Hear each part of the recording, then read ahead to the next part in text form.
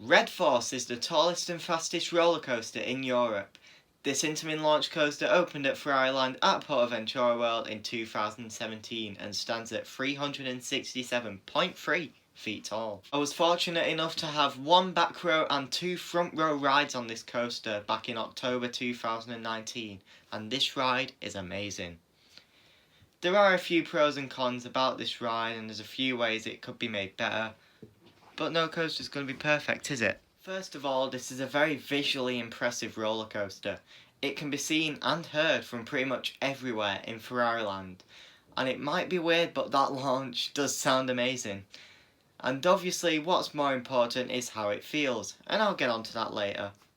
Like pretty much any other roller coaster, the experience begins by walking through a queue line. Before the queue though, there is a nice entrance arch to the ride, but after that, like the majority of lines at PortAventura World, it's just a few big cattle pens taking you up to the station. The only good thing about this, if I remember rightly, is you'll be able to take pictures, videos, or simply just watch Red Force go around the track.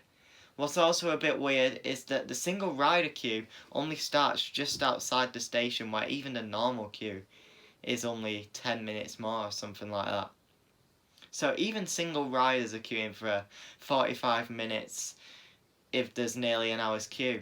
The main difference between Red Force and similar rides like Stealth is that it uses an LSM launch instead of a hydraulic launch. I think the main reason for this is probably because it's easier and cheaper to maintain, and the ride will be a lot more reliable with the LSM, so that's obviously a good thing. So on the ride, after leaving the station, for some reason at the time of riding this for my very first time, I completely forgot that the train doesn't stop before launching, despite me watching many POVs and other videos based on the ride.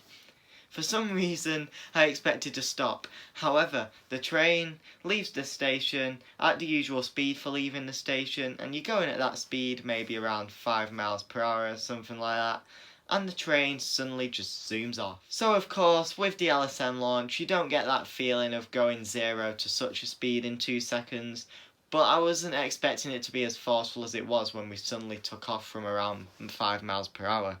So once you're at nearly 112 miles per hour, you climb up to the top hat. On Stealth in the UK, you usually get airtime over the top hat. Unfortunately though, with Red Force, the top hat was made wider than other Intamin accelerator coasters.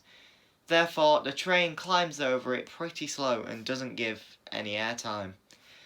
The trains are also pretty short too, so for capacity and airtime reasons, I do think Red Force would have benefited from longer trains. The huge drop coming down from the top height is pretty good though. Once the trains reach the bottom, it'll slow down gradually with a long straight brake run. Towards the end of the brake run, the train will go up a little bit into its final brake run. Some say that this little hill gives a little bit of ejector airtime.